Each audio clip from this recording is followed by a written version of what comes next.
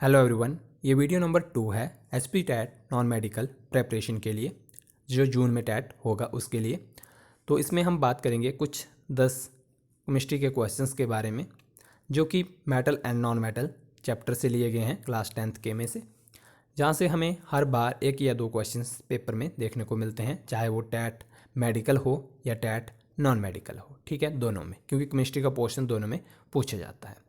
तो आज की वीडियो को शुरू करने से पहले मैं आपको बता दूं, आपको लास्ट में बताना है आपके कितने आंसर राइट हुए। आपको जब मैं क्वेश्चन रीड करूंगा तो आपको उसका आंसर चूज़ करना है और एट लास्ट आपको बताना है कमेंट बॉक्स में कि आपके कितने आंसर राइट हुए। अब चलते हैं पहले क्वेश्चन की तरफ। विच of the following pair will give displacement reaction. हमारे पास 4 पेयर दिए गए हैं, उनमें से हमें बताना है कि कौन सा हमें डिस्प्लेसमेंट रिएक्शन देगा, यानी कि हमारे जो मेटल है उसको दूसरा मेटल डिस्प्लेस करके उसके स्थान पे आ जाएगा और उसको अलग कर देगा। तो पहला पेयर है NaCl सॉल्यूशन का और साथ में कॉपर मेटल का। तो ये हमें जो भी डिस्प्लेसमेंट रिएक्शन है नहीं दे सकता, क्योंकि जो सोडियम होता है वो कॉपर से ज़्यादा रिएक्टिव होता है। सेकेंड पेयर है MgCl2 solution and aluminium metal. तो एल्युमिनियम भी Mg को डिस्प्लेस नहीं कर सकता, क्योंकि Mg उसी तरह ज़्यादा रिएक्टिव है। FeSO4 and silver metal. तो देखिए सिल्वर हमारे पास इतना ज़्यादा रिएक्टिव नहीं होता है, तो ये आयरन को डिस्प्लेस नहीं कर सकता। और AgNO3 solution and copper metal. तो कॉपर मेटल हमारे पास ज़्यादा रिएक्टिव होता है as compare to Ag silver metal. तो ये क्या करेगा, Ag को डिस्प्लेस करके कॉपर इसके साथ सॉल्यूशन बना लेगा। तो इसका राइट आंसर रहेगा डी। क्वेश्चन नंबर 2 की तरफ बढ़ते हैं। क्वेश्चन नंबर 2 है which of the following method is suitable for preventing an iron frying pan from rusting. 3 method बताए गए हैं, या तो तीनों को यूज़ कर लो या तो एक यूज़ करो। बताना है आपको कौन सा आप यूज़ करोगे। ठीक है, जो राइट आंसर होना चाहिए। अप्लाई कर दो ग्रीस फ्राइंग पैन पे जिस पे रस्टिंग हो रही है, या तो उस पर पेंट कर दो या तो उस पर कोटिंग कर दो जिंक की। ठीक है, तो आप कौन सा करोगे। लास्ट ऑप्शन है ऑल ऑफ द अबव। तो देखिए आप अपना आंसर नोट डाउन कर सकते हैं। अब मैं बताता हूँ। ग्रीस अप्लाई करेंगे तो उस पैन में हम खाना नहीं बना सकते हैं। ठीक है, दूसरा पेंट अप्लाई करेंगे तो जैसे वो हीट होगा तो वो पेंट बाहर निकल जाएगा। लास्ट बचता है उसके ऊपर हम कोटिंग कर देंगे जिंक की। तो ठीक है, इसका राइट आंसर रहेगा C applying a coating of zinc. Next है हमारे पास a element react with oxygen to give a compound with a high melting point. एक एलिमेंट है जो रिएक्ट करता है ऑक्सीजन के साथ और हमें एक हाई मेल्टिंग पॉइंट कंपाउंड देता है। This compound is also soluble in water, और वो जो कंपाउंड है वो सॉल्युबल भी है वाटर में। The element is likely to be. तो वो एलिमेंट कौन सा है इनमें से, आयरन है, सिलिकॉन है, कार्बन है या कैल्शियम है। तो इसका राइट आंसर रहेगा calcium. Question number 4, food cans are coated with tin and not with zinc because. जो हमारे पास फूड कैंस होती हैं वो कोटेड होती हैं टिन से, ना कि जिंक से। क्यों नहीं होती वो। Zinc is costlier than tin. क्या जिंक कॉस्टली है ज़्यादा टिन से तब नहीं होती, या zinc has higher melting point than tin. Zinc का जो है वो हाइयर मेल्टिंग पॉइंट है टिन से। ठीक है, zinc is more reactive than tin. Zinc जो है हमारे पास ज़्यादा रिएक्टिव है टिन से, या zinc is less reactive than tin. तो इसका राइट आंसर रहेगा सी। जिंक जो होता है हमारे पास वो ज़्यादा रिएक्टिव होता है टिन से। इसीलिए जो हमारे पास फूड कैंस होती हैं वो कोटेड होती हैं टिन से, कि वो ज़्यादा रिएक्ट ना करें। ठीक है, जो अगर जिंक से कोटेड कर देंगे तो वो क्या हो जाएंगी, ज़्यादा रिएक्टिव हो जाएंगी। ठीक है,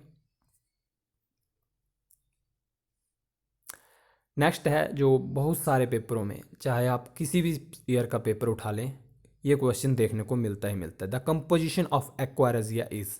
एक्वारेजिया को एक रॉयल वाटर का नाम भी दिया जाता है। ठीक है, आपको बताना है कि कंपोजिशन इसमें होती कैसी है। डाइल्यूट HCl होता है और कॉन्सेंट्रेटेड HNO3 होता है। पूछ रहा हूँ मैं, इसकी जो रेशो रहती है 3:1 रहती है, ये आंसर होगा। या कॉन्सेंट्रेटेड HCl होगा एंड डाइल्यूट HNO3 होगा, रेशो दोबारा वही 3:1 होगी, ये वाला होगा। या कॉन्सेंट्रेटेड HCl रहेगा और कॉन्सेंट्रेटेड HNO3 होगा, रेशो वही 3:1।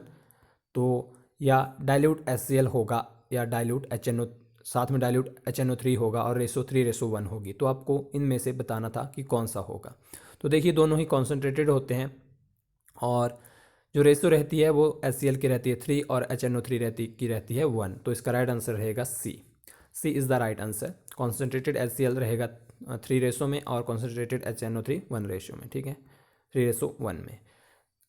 अगला है galvanization is the method of protecting iron from rusting by coating with a thin layer of. हमारे पास जो गैल्वेनाइजेशन है वो मेथड है प्रोटेक्टिंग का आयरन को फ्रॉम रस्टिंग से। तो हम उस पर किस चीज़ की कोटिंग करते हैं, गैलियम की, एल्युमिनियम की, जिंक की या सिल्वर की। तो अभी हम देख चुके हैं, इसका राइट आंसर कौन सा रहेगा, zinc. Coating of iron surface with zinc is called galvanization. ये डेफिनेशन है जो हमें 10th क्लास में आती थी। Generally 7th question, non metals are good conductor of, आपको आंसर दिख गया है अब, are not good conductors of electricity, which of the following is a good conductor of electricity. तो कौन सा होता है, आप आंसर देख चुके हो, graphite is a good conductor of electricity. Next question है, which of the following metal do not react with cold as well as hot water. देखिए हम 10th क्लास में ये पढ़ते हैं कि ये मेटल हमारे पास क्या करेगा, कोल्ड वाटर के साथ रिएक्ट करेगा। जैसे Na तो वायलेंट होता है वाटर के साथ, कैल्शियम भी वाटर के साथ रिएक्ट करता है, फिर वो जो उसके पास गैस बबल होती है हाइड्रोजन, वो उसके मेटल के सरफेस के ऊपर स्टिक हो जाती है और वो ऊपर क्या लगता है, तैरने लगता है। Mg या आयरन, फिर तो बचते हैं दोनों, कौन सा नहीं करता है बताइए। तो इसका राइट आंसर रहेगा आपका आयरन। आयरन जो होता है हमारे पास वो स्टीम के साथ रिएक्ट करता है, हॉट वाटर के साथ भी नहीं करता और कोल्ड के बिना साथ भी नहीं करता। Mg हमारे पास हॉट वाटर के साथ रिएक्ट करता है, आयरन वाटर स्टीम के साथ रिएक्ट करता है। An essential element of amalgam is, आपसे पूछा ही जाएगा ये क्वेश्चन, बहुत बार पूछा जाता है, कई बार ना हो वो अलग किस्मत वाली बात है। तो कौन सा है इनमें से एलिमेंट जो अमेलगम बनाता है, जो हर एक इसेंशियल एलिमेंट है अमेलगम के लिए, तो वो कौन सा है, मरकुरी, ठीक है। तो राइट आंसर रहेगा इसका सी।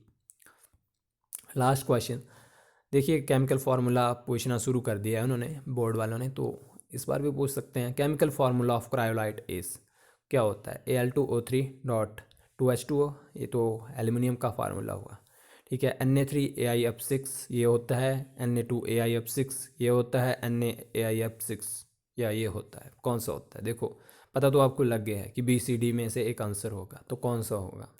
तो इसका आंसर रहेगा राइट, आपने अपना आंसर लिख लिया होगा अभी तक, Na3AI_6 AlF6, एल्युमिनियम है ये साथ में, ठीक है। तो इसका राइट आंसर रहेगा बी, मैंने गलती से इसको AI बोल दिया।